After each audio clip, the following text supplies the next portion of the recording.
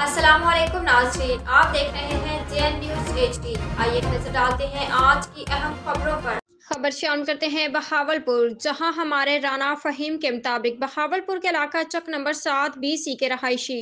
मोहम्मद शबीर वल्द गुलाम हुसैन, अब्दुल गफूर वल्द इमाम बख्श, मुजम्मल अब्बास वल्द गुलाम शबीर मजदूरी के बहाने लाहौर ले जाकर भट्टा पर बेच दिया गया और उन पर 7 माह तक जुल्म के पहाड़ तोड़ दिए गए और उनको मौका मिलते ही वहां से फरार होने में कामयाब हो गए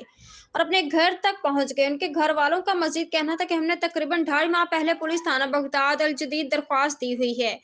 मजीद जानते हैं उनकी जुबानी। ना गुलाम शबीर है, मेरे वालिद ना गुलाम हुसैन है। मैं सकना 7 नंबर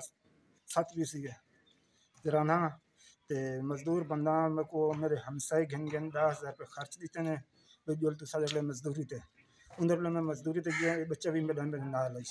ते जिले सब थे कि पुजे तकरीबन असा